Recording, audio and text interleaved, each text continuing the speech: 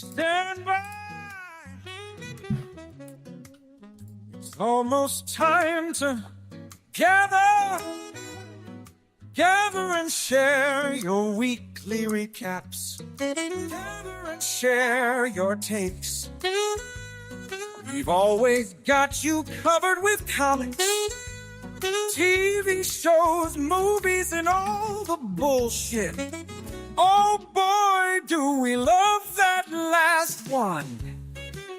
Ready to gather?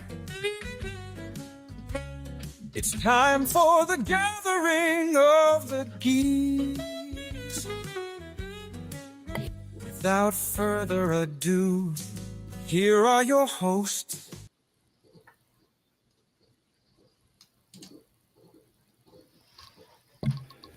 We are Gathering of the Geeks, a podcast and a YouTube show built around the things we as geeks all love. Hashtag we gather on Tuesdays. Thank you for checking out the one with friends and neighbors.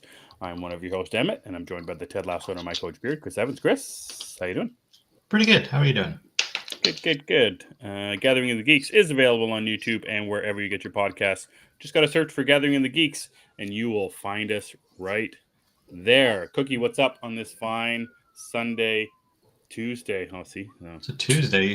Fine we gotta get used to Tuesday. that. I know, fine Tuesday evening. We're spending our night on the couch tonight, Chris. I see. Yeah, it's like we have a studio that looks like it's from The Simpsons or something. I like it.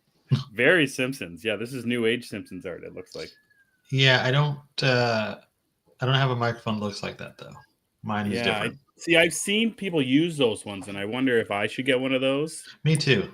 Yeah. I always feel like I need one of those mics, but then I don't know. It looked pretty large most of the time. Mm-hmm. And the big friggin' arm on it and everything. I don't know if I need all that. Yeah. But in theory, it looks cool.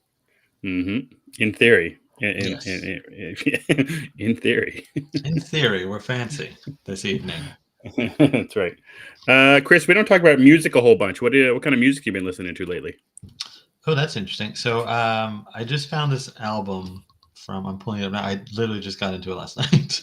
Mm-hmm. It's from a band called Bahamas. They're kind of like this old jazzy type of sound. I like it. It's different. Okay. I listen to that a lot. Are you familiar with Marina? Marina. Nope. Okay. Well, she has a song called Cantissimo. I'm pretty into that right now. Fancy. Yeah, it's really catchy though.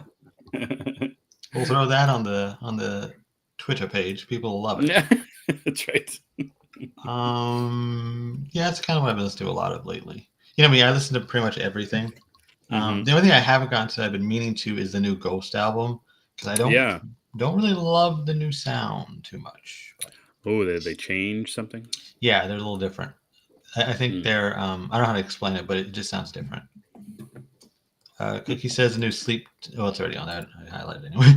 Yeah, the new sleep token is incredible. I've heard some of it, and I do like what I've heard. It's pretty cool. What have you been listening to? What do you mean sleep token? What did you just say?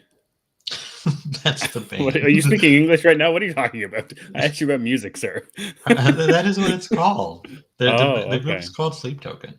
Oh, I didn't know that. Okay, thank you. Tokens for sleep. You get a token, you go to sleep, you know? Yeah, you give your token and you can sleep. Yeah, it's like a fare. You're going through the tolls. It's like Spirited Away. You give the token and you go into town. I never seen it. Damn it. What are we doing? That's two things I don't know. Right back to back. That's not good. What have you been listening to? So I don't know if this is true for you. Like, do you just get stuck in listening to the same thing over and over and over again? Like you don't branch out. You don't listen to, like, you know artists. You know of them. You like them, but like I just get stuck listening to the same things over and over and over again. Which is, I think it's okay. Is it okay, Chris? I have a playlist called A Whole Lot of Queen, and generally when I'm working, that's what I have on. Yeah. Yeah. Something new I've been listening to is the new Mumford and Sons album, Rushmere. Came out at the end of March. Okay. They haven't had anything for a very long time. Like their last studio album was 4 or 5 years ago. So this is kind of a big thing for Mumford and Sons fans. They had somebody leave the band one of the sons or one of the Mumfords, not really sure. So they're kind of getting back to like their old sound. I don't know if you listen to a lot of bands where they sound a certain way at the start, they go through changes, Yeah, and then I feel that way towards their about end. Bush. Yeah, there you go. Bush started And out as towards grunge rock, and now I don't know what the hell they are. yeah, and then eventually they kind of come back around after a certain amount of time, and that's what Mumford and Sons has been doing. But yeah, so I've been listening a lot of their new album, Rushmere, which is very good. Which is I think they have the main title of the album, Rushmere, is very popular. I hear it on all the indie rock stations up here whenever I get a chance to listen to the actual radio, which is not very often. I don't know if Mumford and Sons are popular here. Maybe I'm No, wrong. not big, not I big in the States. I don't think so. I know they've been on the radio here and there, but Mm, I guess I don't listen to radio. I listen to my Spotify, which is like 15 songs over and over. So exactly. Painted You have Black, a hard Queen, time. stuff like that. I always have trouble like finding new bands, or if I care to find new bands, like I don't know. Movies are the same way. Like you just get a comfort movie. We just always want to watch it, and like you'll just put it on. Like you'll rewatch a movie, every year, maybe twice a year. I mean, there's lots of new movies and lots of new TV shows to watch, but you just get in a comfort zone with a lot of stuff. I've been trying to get out of that and watch a lot more new things because I do that too. I'll put on something I've seen 100 times and it's still good to me. But there's so, like you said, there's so many other good things to watch or check out. So Yeah. music is the same. Usually, I'll do the Spotify the thing, discover new music Friday or new whatever it's called. I'll do that, Right. but it's mostly stuff I don't like. Mm. Some of the stuff I just feel like I've aged out of. That's an interesting thought as well. Aging Yeah. out of music that you originally loved. No, I never did like it, but Oh. now I especially don't Oh. like it. I like that idea too. Yeah, I didn't like it then. I hate it now. Yeah. You can all get off my lawn if you have a problem with it. I like that. All right, Chris. What did I don't think you read anything in the last 24 hours since we talked last. So if you I want, haven't read a you thing. can. Okay, so I'll just briefly go over two that I read. Okay.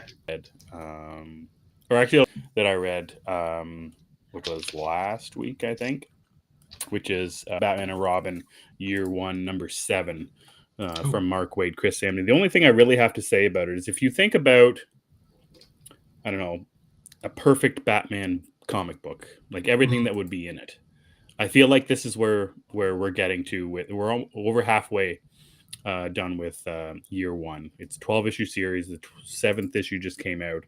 It just hits every single box that I think a perfect Batman comic would have. It's got a perfect Bruce Wayne and a Bruce Wayne and Dick Grayson relationship. It's got a great Robin. It's got extra characters, side characters. It's hitting all the villains here and there. It's got some new villains.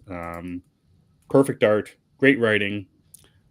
It's gonna, this one, like when it's done, 12 issues, it's gonna be, I think, unless it drives right off a cliff, it'll be probably one of my favorite Batman stories that we've gotten in the last many years. And the biggest factor being just, it's so nice to see a Dick Grayson origin story, Robin origin story, with that, the early days of those of the two, Batman and Robin. It's just such a perfect Batman book. It's overall just been good for all of the 7 issues so far. So I know I don't even know if you read this. Yeah, I can't remember I if read, you read the first issue. I read maybe like the first couple. 3 or 4, I think. I liked it a lot, but it came out at that time where there was this Batman and 7,000. Robin. Yeah, there's too much for me to keep up with, and it just, I didn't have the time. Yeah, totally fair. Or the memory, the memory space for it. Yeah, see, and I've kept with this one, and when I'm starting to lose track on Detective Comics, so I had to kind of, as the more behind I got on comic books, I had to pick one to stick with to read monthly, and this is the one that has made the cut. Aside from Absolute, I feel like with a lot of comics, not just because the month wait for each issue, but the way they're structured now, everything is so directly tied to the next issue. There aren't really so many stories where it's a one shot. Everything is a connected thing.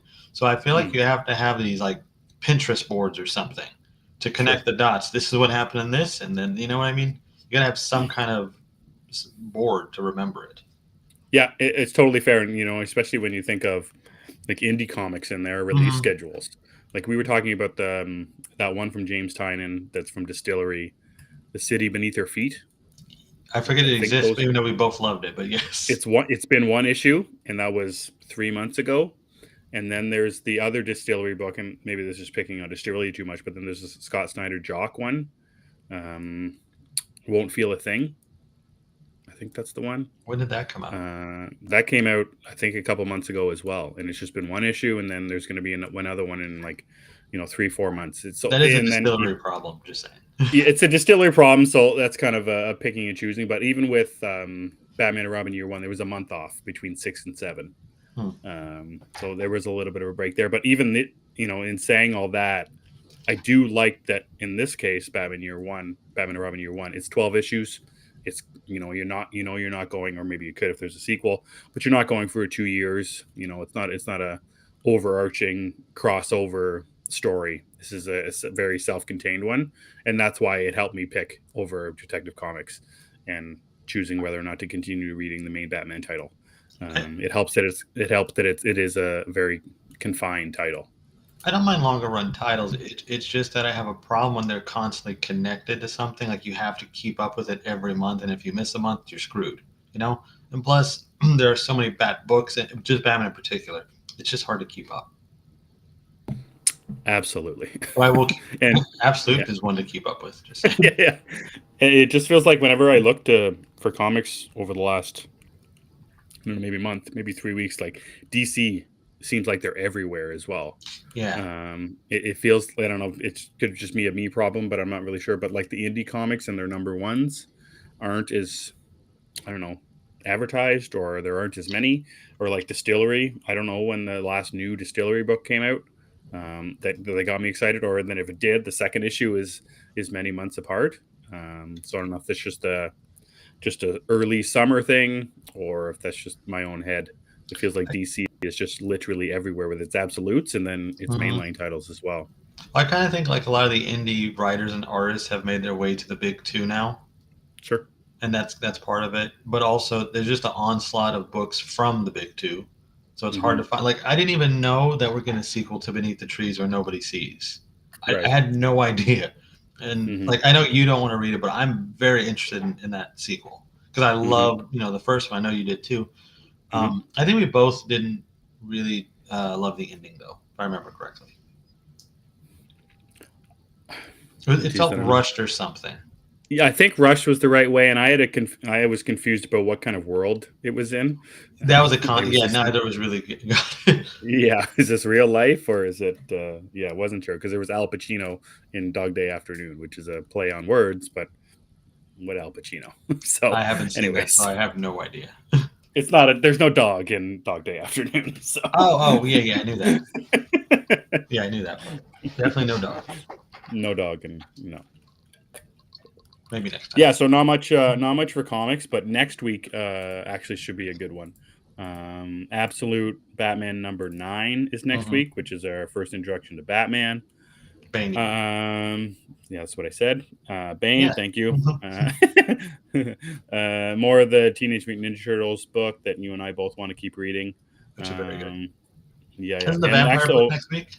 Yeah, that vampire book, and I missed this one, but the Jeff Lemire, Dustin Nguyen, Robin and Batman book, the Jason Todd number 1. Oh, that's next week? Next week as well. Yeah, so whole bunch of good stuff next week. That Lemire, what a guy. Yeah, I'm looking forward to all that, especially the new vampire book, because I kind of miss some horror comics. And, the subject is good for me. Yeah, vampires, all good stuff. Should be fun. I'm not loving the epath thing. Epitaphs of the Abyss. That's the thing. I'm not loving it, but I'll give it a shot. Looks cool. Yeah, so that's very quick on our reads. What about watches, Chris? What'd you get up to the last 2 weeks for watches? Well, I see what the title of this one is, so we'll wait on that. Yeah, let's if we can wait on that. Yeah, we can wait on that. I didn't watch any of the TV shows anyway. Just like I've had New Girl on in the background quite a bit, and I love New Girl. It's hilarious. I was gonna say that this isn't the first time you've watched it. No, I've watched it a couple times. It's one of those shows like Big Bang Theory or Everybody Loves Raymond that I just have on in the background. I've seen it a ton of times. Nice. I just don't do that with friends anymore because I get sucked into it and then I have to watch it start to finish. Okay. And then I don't watch anything else. So, anyway. And that's it. That's it. I've seen quite a few movies in the last 2 weeks. Good. I did watch Mission Impossible: The Final Disappointment. Ooh. Zing. I didn't like this really at all. I think that we can talk spoilers because everybody's seen it already. Not everybody dies, so that was the thing. I thought it was very boring. It's 3 hours long. It's in love with itself. The plot is ridiculous.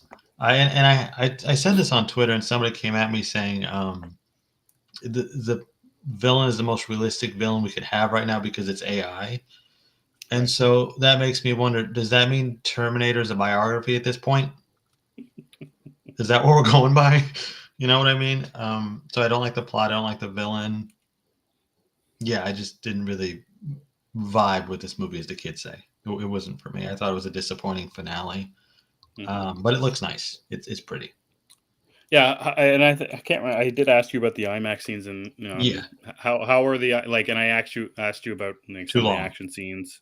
Yeah, so but the IMAX is cool. Like the IMAX that kind of is stuff. cool, but like there's one scene I want to say it drags on for maybe it felt like 15 to 20 minutes. I don't know if it is. Mm-hmm. I didn't want to check my phone, but I was like, man, this is really running the length here. And it's not even interesting what's going on because we've seen it. That's the other part of the reason I don't like this. It's just the greatest hits. They took stunts from other movies and adapted them here, including the finale, which I've seen people raving over. Like, we've seen this. He's just older now, so maybe that's why it's more impressive. I don't know. And yeah, Phil is right. If you've seen one Mission Impossible, you really have seen them all. That's not to diminish the quality of them because I think they are good films, but they're a certain kind of film.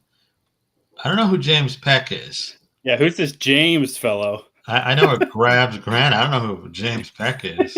How professional. Yeah, somebody. I like how he gave the hello there too. Just hello there, Obi-Wan Kenobi. Hello there. Hello there. So that's my quick input on Mission Impossible. Didn't like it. Don't need to see it again. And I'll watch the other ones. Yeah, and so it doesn't hurt the series at all. It being the finale to it or anything. No, it's some jerk. It's the last one. It's fine. Sure. You got really, in my opinion, 6 other movies you could enjoy.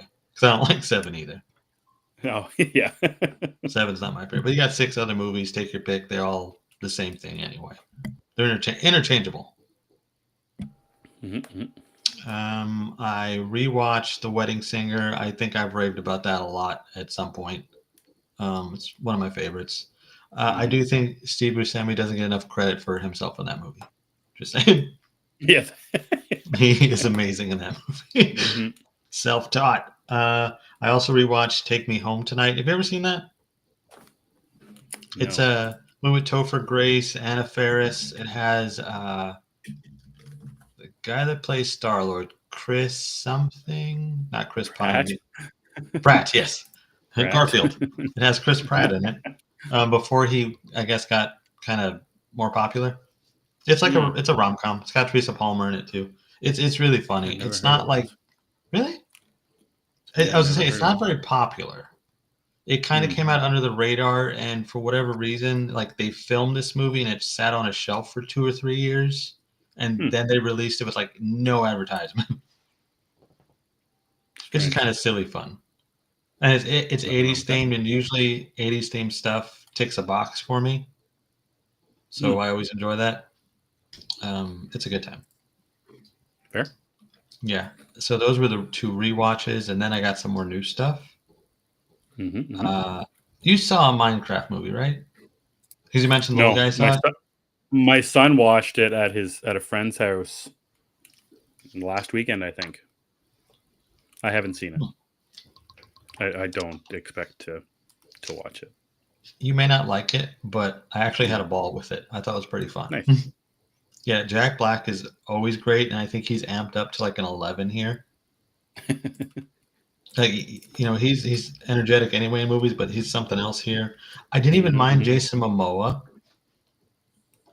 which was because I not that I don't like Jason Momoa, but he's just one thing to me. Here he does that one thing pretty well. He does that. Yeah, he does the one thing pretty well. Sometimes it's one of those times, and I think it's a genuinely funny movie. I don't really understand like the chicken jockey thing. Like I don't know. Jockey.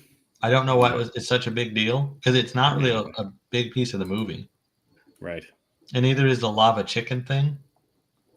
I don't know what that is. It's like a chicken that's a block that's made out of lava or something. I forgot exactly. I only know chicken jockey, and my name is Steve. That's all that I know. I don't think is that a meme thing? My name is Steve. I feel like my name is Steve. I feel like Oliver says that all the time, and I just assumed it was from Minecraft. Maybe it's not. Well, no, it is, but I don't know if that's a meme or say it's just the way he introduces himself. Just my son. Yeah, I have no idea. Yeah, Momoa does do a great surfer because I guess he's playing to type. You just pick him. Oh, you got a surfer that's a big dude. Get Jason Momoa. Yep. James Peck says, "My boys have watched the Minecraft movie 30 times already. That is impressive, sir." Holy boy. It's fun though. I wouldn't watch it 30 times, but one time was good. Maybe another time in a year or 10 years, we'll see. But it was fun. Space it out. You might like it. I don't know. It's just kind of goofy and stuff. And the effects are really cool. Like the main villain, they keep them covered for most of it. They have like a Darth Sidious kind of look. Darth Sidious and a Hunchback combined is what it looks like. All right. It works. It's fun. I liked it. Not my favorite thing in the world, but it's good for what it is. I watched that. Lilo and Stitch was one we went with the family to. That was a really good time. If you like the animated movie, you'll love the new one. It's basically the same thing shot for shot, except for a couple differences like the ending and the way they treat the aliens. But that was really fun. And I now need a Stitch. I want a Stitch. I said that I'm going to buy a French Bulldog and name it Stitch, but I don't think that's going to go over well.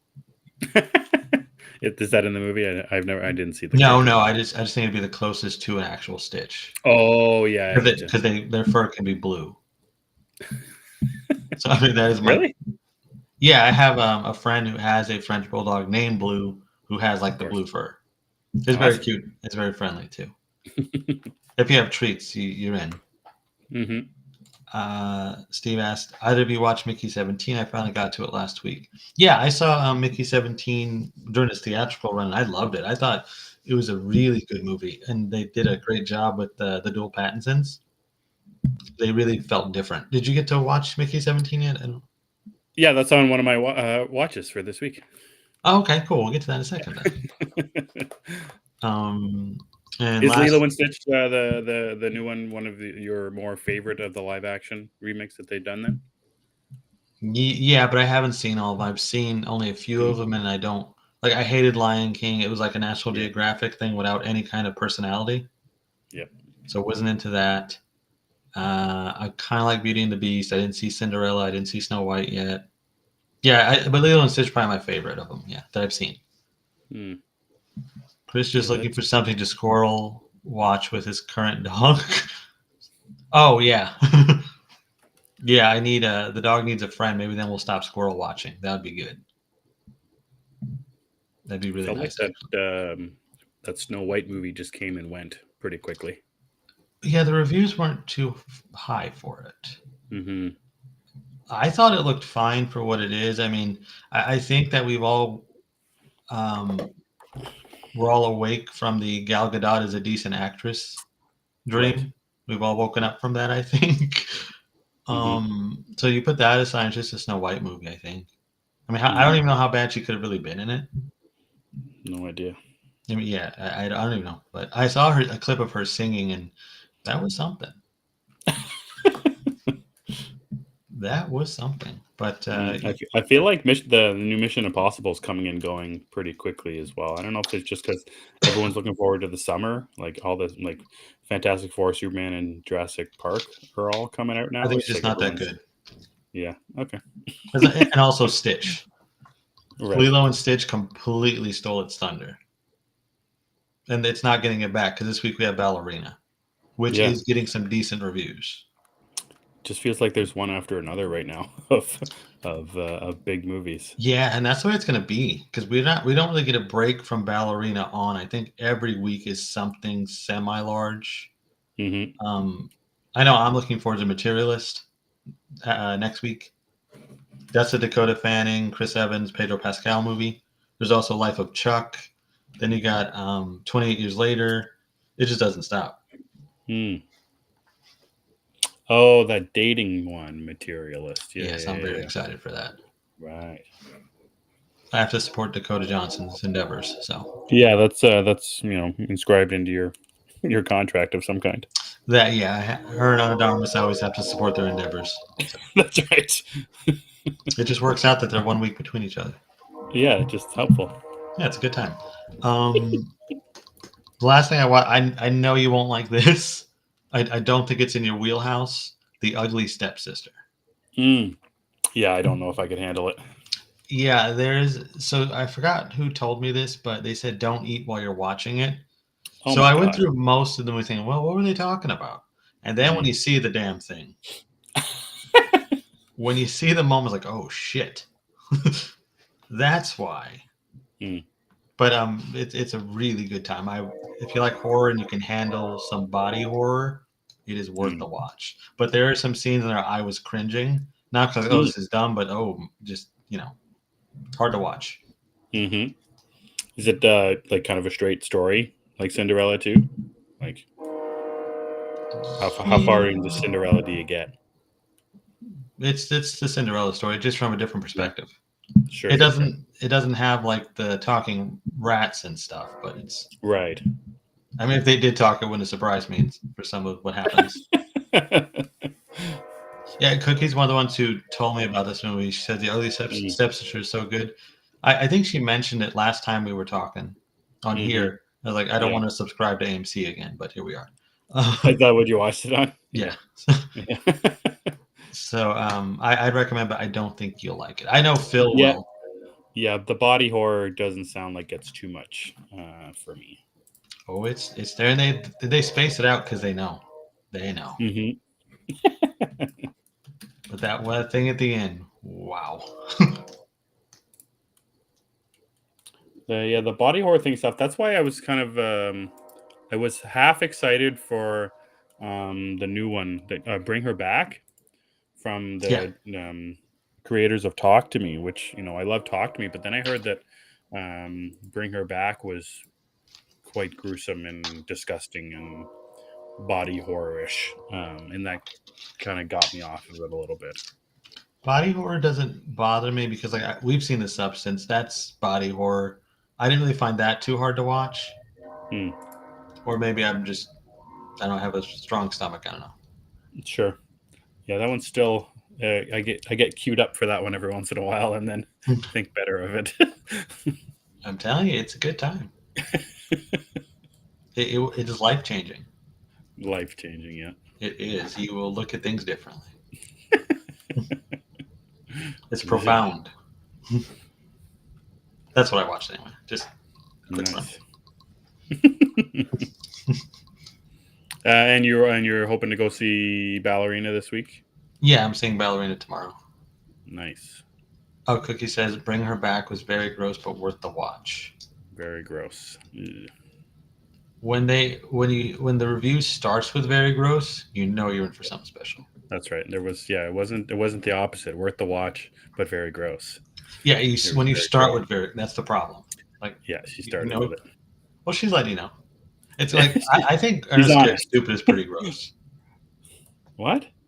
Ernest Scared Stupid. Trolls? Yeah, I think they're disgusting. Well, that's different. Is it? They're laughable, and it's got Jim Varney talking about Mulk. I don't think they're laughable. They're no Leprechaun or Sharon Stone.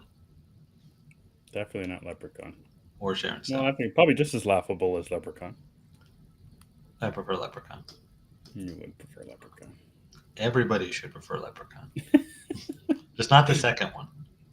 You know, I thought about the other day how much you love Howard the Duck, and how much you love Leprechaun.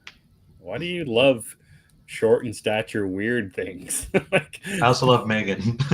yeah, like you just. Yeah. Oh, and evil kids, like evil monster kids, are the best Yeah, you love short in stature, creepy things. because you don't expect it. It's awesome. Mm. Like you expect like the 7 foot tall Jason Voorhees to come at you. You don't expect, like 3'5" Warwick Davis running at you screaming about gold. Ready to stab somebody. He's gonna cut somebody He will cut somebody. or eat him, whatever. Or eat him. We'll do a Leprechaun commentary one day. No, you've tried that before. It's not happening. It will happen. I have to find other people. If you get other people involved, then I'll just have to be involved. That's the thought. That's the thought process I have. If I get like Zeddy involved, because I think he'll enjoy it too. Yeah. Zeddy will do it just if you ask, for sure. See, there we go. We're doing more audio only stuff anyway. That's right. Our Leprechaun audio only series. See y'all in October. Yeah. Yeah, we're preparing it now. 6 weeks straight of recording, and then 6 weeks straight of releases in October into November of all Leprechaun all the time. Except 2.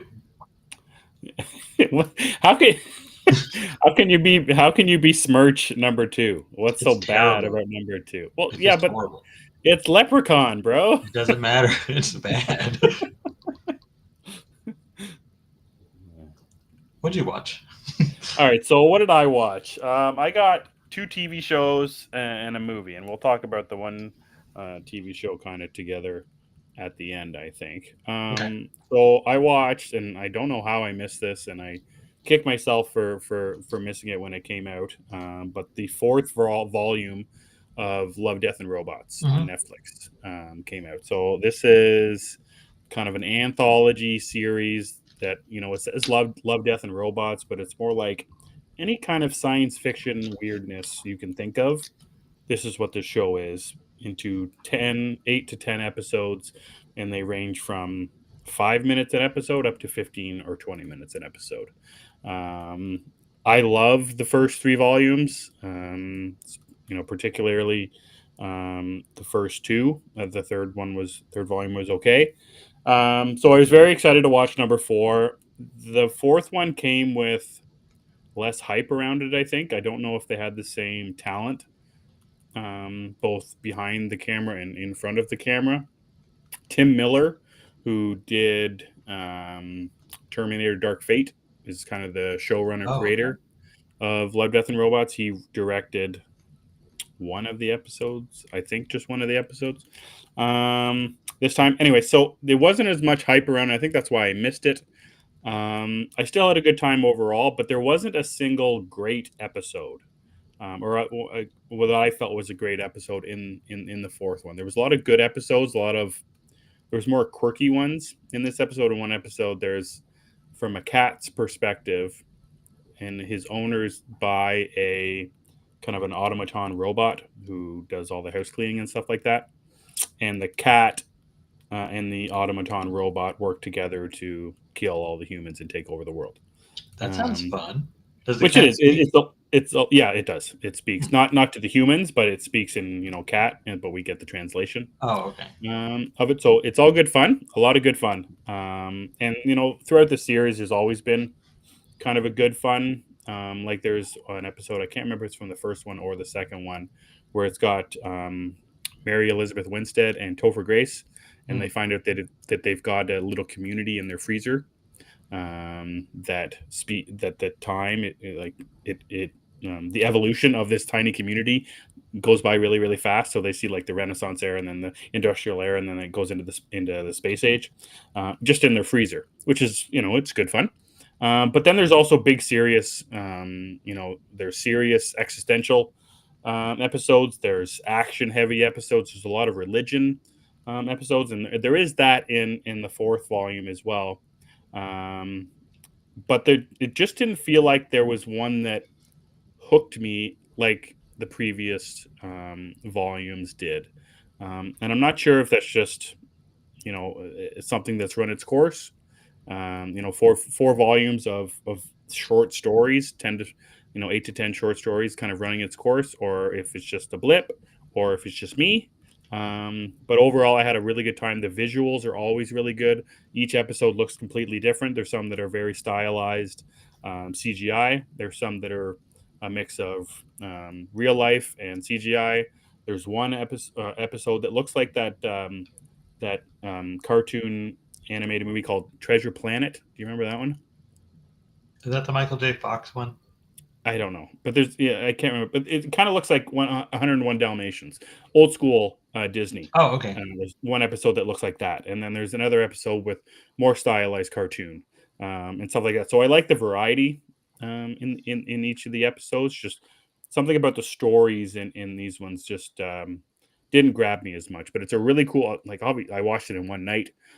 Having episodes that are 5 minutes long, 15 minutes long makes for a really great and easy watch. And I love the imagination of the stories. I love the ingenuity, how new and fresh these stories are. Like there isn't episodes or TV that is like Love, Death, and Robots overall. So I hope they do keep making them. I hope there's a fifth volume, a sixth volume, a seventh volume, because I'll continue to watch regardless. Just something about like weird, quirky science fiction stories that get me really excited. There's an episode that has Mr. Beast in it, which is kind of weird, but it's like a games where contestants ride dinosaurs That sounds on fun. on the moons of Jupiter. Oh, Uh, and they have to battle their way through a course. I was So sold on the again, first part of that. yeah. So like, there's some really weird and imaginative stuff.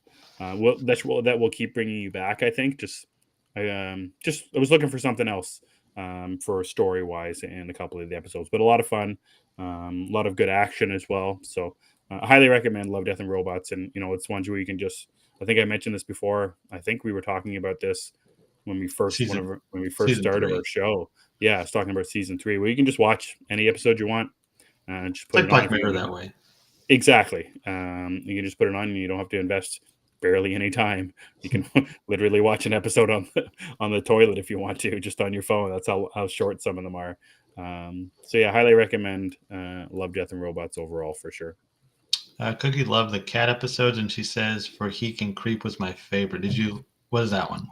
I have to look up for what he can to see which one that one is. Might have been the devil one. Devil Robots? No, not devil robots. No. Let me just look. Devil Cats. It's possible. Yeah, there is the devil in like I think it's 1777, and the devil is trying, is being instructed, or is instructing like a poet, institutionalized poet who has a cat as a friend, and then the cat teams up with these other cats. Yeah, Oh, Cats versus. much, Okay, that much sounds more fun. simple. Thank you, Cookie. Much more simple. So like it was weird that the cats were in 2 episodes, but there's this People kind love of the cats. the underlying of like where cats came from, like the Egyptian lore of cats, and how like I don't know if you remember The Mummy with Brendan Fraser, how like the cats are the lords of the underworld. I think it is. Well, I think that's In like a Egypt. common Egyptian thing, isn't it? Yeah, so there's a little bit of that. So that one's good. Again, that one, the art style in that episode is quite unique as well. So yeah, Perhaps I'll watch the Love, Death, and Robots.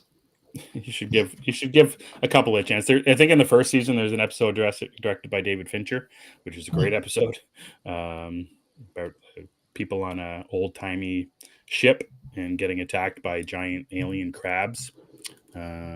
So that one's a very good episode, and a very good CGI in that episode as well. So To me, it just sounds like Black Mirror, but more sci-fi focused and shorter. yeah, that's kind of the Netflixy thing that they've got going on with those two series. Is Black Mirror I caught up on pretty quick after the initial watches. It's pretty great. So I didn't there's watch a new the last season of that though. I think I didn't watch There it is. either. I haven't I didn't seen it watch yet. the one before that. I haven't watched it in a couple of years.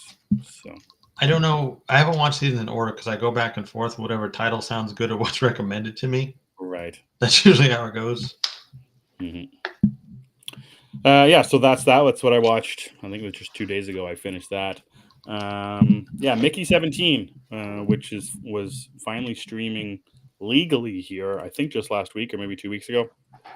Just putting it off, but I finally got to that. And Chris, you kind of started off saying the dual roles of Robert Pattinson, and I was looking back on some tweets from our buddy Nico, and one of the things that this movie does for me is, we already all know, but like Robert Pattinson is a talent.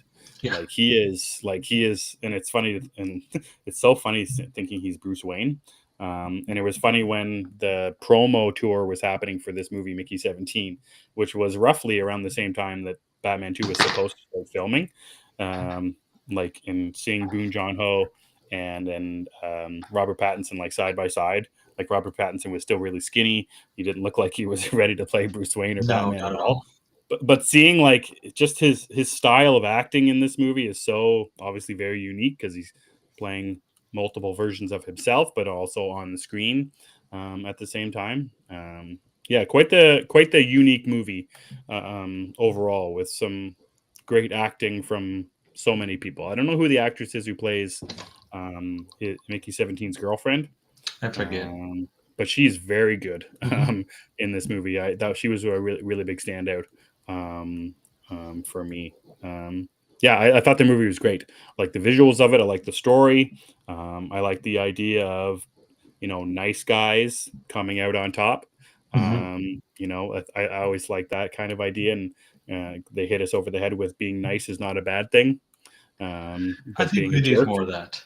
yeah, exactly. And but being a jerk and being a thief and being a drug dealer and being a fascist leader, those are bad things. And it kind of sucks, like you're saying, Chris.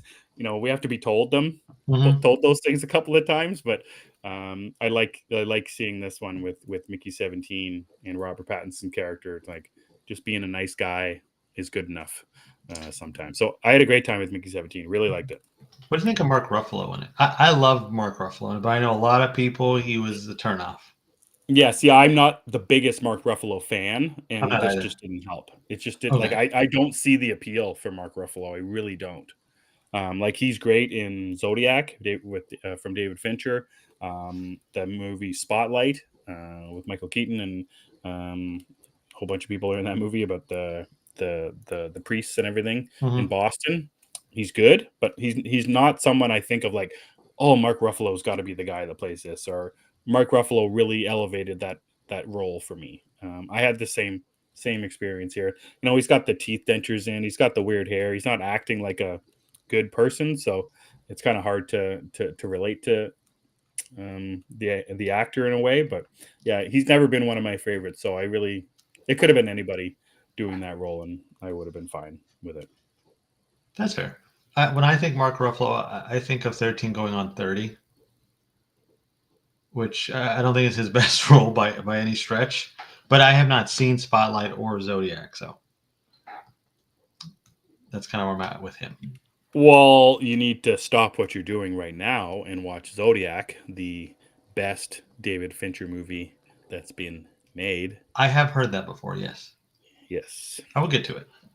It's actually on my list, so I will get to it. The real list or the other list? No, the real list. Not the imaginary list. Yeah, I'll put that on there. No, the real list. Fair enough. It's not next to the Godfather trilogy. It's on the real list. That's right. Yeah. So Mickey 17 had a great time with that. So let's talk about Friends and Neighbors on Apple TV, and I want you to start this one off because you were the one who told me to watch it after I chose to not watch it and chose to watch the studio instead, and I shouldn't have watched the studio and should have watched Friends and Neighbors instead. So go ahead, Chris. So for those of you guys who don't know, Your Friends and Neighbors is a story about a really wealthy part of New York where a lot of families kind of congregate. They're all friends. One of the main people of this community gets divorced and he loses his job and he kind of spirals down into thievery, which is pretty fun to watch. And it stars John Hamm, who is one of my favorites for anything. Whatever he's in, he always delivers. It has Amanda Peet, and I want to say they're the only recognizable faces. I don't think anyone else in there is really recognizable.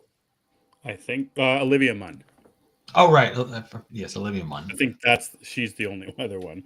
Yeah, but even with her, I think your mileage is going to vary because she's not really in a lot of, like, she's in X-Men Apocalypse.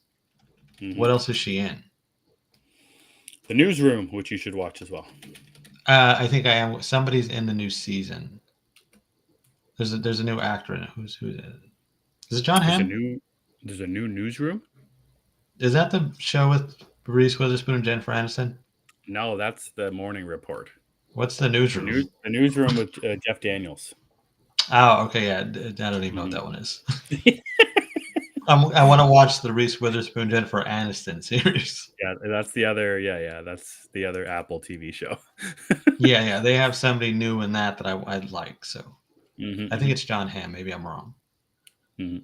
But anyway, Your Friends and Neighbors. It's like a mystery too. There's like a mystery aspect to it, because there is a murder that happens in the first episode that you have no details about. So it's a good mix of comedy, drama, and just kind of intrigue, if you will. Intrigue. Yes, intrigue.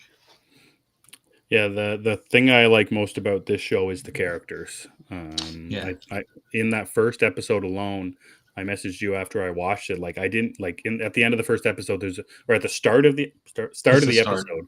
Yeah, there's a dead body, and the mystery is like, oh, what's his dead body, and what's he doing there? By the end of the episode, I didn't care about the dead body. I only cared about these people's lives. I forgot about the dead body.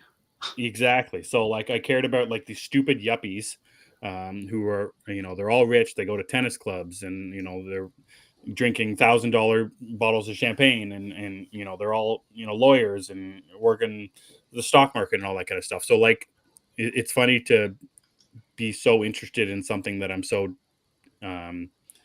separated from like all of that world. But the characters are just so, because in the name of the show, Friends and Neighbors, it's just a group of people, community, family, friends, and the way they talk to each other, the way they deal with each other, and the way that the show is written, the monologue that John Hamm's character has. It kept me very interested from the first episode to the last episode. And the characters, John Hamm's character, his Amanda Peet, his ex-wife, his two kids, his ex-wife's partner, his sister. That she is my favorite in the whole series. Allie? Lena Hall and Allie is my favorite character and one of my favorite stories of the first of that season. Her bipolar disorder, her ex-fiance, her music, the journey. like everything. Like in everything that built her character's arc from the start of the episode where you see her, silently playing a guitar on her ex-fiance's front lawn, to yelling and screaming in the club, to everyone in that club then cheering her on. Like everything about that Allie character was so interesting and exciting, and it's such a breath of fresh air of this open nature of bipolar disorder as well, like being right out in the open with it, how her brother deals with her, like, and how Allie talks about her brother, and then Coop and Allie's parents, how interesting that couple is. I'd like to see more of them in season 2. Yeah, like I just love everything, and I loved how everyone talked to each other as well. It like the writing felt very real. You and I both love conversations in films and TV, and that's primarily what this show is. It's a lot of conversations, and it's smartly written. So, like you said, it feels real, and the way they interact with each other feels real. So, I think that really helps it out a lot. Even like the stuff that is unrealistic, you don't really care. Like it's fine. It's like a new aged yuppier Breaking Bad type of deal. where John Hamm's character breaks bad and Less then meth. gets in less meth, no more watches and more art. And yeah, I would say. high-end paintings and whatnot. Yeah. Yeah. So I loved how the first episode is very good. I loved how the season ended. I really like it. And I just felt a general sense of satisfaction when the main character Coop, played by John Hamm, makes the decision that he makes. I thought that was just such an interesting take and a different path for him to go down, where he didn't have to make that turn and he had all the choice in the world. So I love everything about the show. It's one of my favorite shows that I've watched in the last number of years. I'm glad that I did get around to it. And I'm also glad that John Hamm is the lead of a TV show where you see him all the time. He's not being a goofball. He's not in some comedy movie. It's just John Hamm as John Hamm, but not as Donald Draper as well. I love seeing this John Hamm, where he's just not being an imitation of what we've seen before from him. Really enjoyed it. Yeah, Coop comes off as a normal guy, whereas Don Draper, I wouldn't want to be around. He's just not someone you want to hang with, I think. Through no fault of his own, really. It just is what it is. Coop, I would hang out with. Oh yeah, and Barney. Maybe not Nick, but I'll hang out with Barney. I love Marty. Yeah, Emmett. So something happens in an episode, and Emmett doesn't usually message me. Like I message him all hours of the night with random shit. Yeah, 1:00 in the morning. Yeah, Emmett messaged me something. I was like, and I was so confused. Like, what are you saying? Because he called the character Marty instead of Barney. So like, I thought I missed something on another thing that we watch. I was like, who is Marty? What happened? Marty and Barney, so close. Very close. They're both they end in Y. The other part of that is the thing he referred to is so late in the season. Like, how do you even catch up that fast? Oh yeah, I binged it. I binged it. Yeah, I'd highly recommend Your Friends and Neighbors. It's really good. I don't really have a complaint on it. I think because it was a weekly drop, I look forward to every Friday to watch this thing. And it actually premiered at 11:00 on Thursday, 11 p.m. So I would watch it at 11 p.m. if I could. If not, it was a first thing Friday watch. It was really, really good. Yep. Really, really enjoyed it. That's it. Now, well, I'll talk about it next time. All right. Anything else, Chris? Anything else you want to chat about before we get on out of here? No, but I'm curious what you wanted to mention. It's not that big of a deal, but I have to watch something else I like that we have 2 weeks between our episodes now. It gives me more time to watch things and talk about them instead of saying I've started watching this. Oh yeah, okay, that makes sense. More time for me not to read stuff. Exactly. It's a good balance. Yeah, we love balance here. All right. If you got nothing else to chat about, Chris, let people know where they can find you. You guys can follow me on Twitter at thatchris70. I do a bunch of different bullshit. You'll find it there. I would also love it if you would follow this show at G of the Geeks. Emmet is better with the rest of the plug, so he will take over. Yeah, you can follow me everywhere at Emmet Davis 7. Gathering of the Geeks is available on YouTube and wherever you get your podcasts. All you have to do is search for Gathering of the Geeks and you'll find us right there. If you have or have not watched HBO's The Last of Us Season 2, we've got review episodes for every single episode up on our audio feed right now with our friend Nico from the Vigilante 1939. So if you haven't listened already, please go over to wherever you get your podcasts and hit us up right there. I want to say thanks to Cookie, James, Phil, I don't know who, some Phil guy. I think that Steve from Screen Sanctum.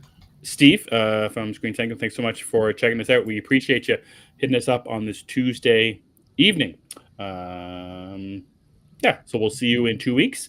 For saying all that, for Chris and I'm Emmet, and we gather on Tuesdays. End of session.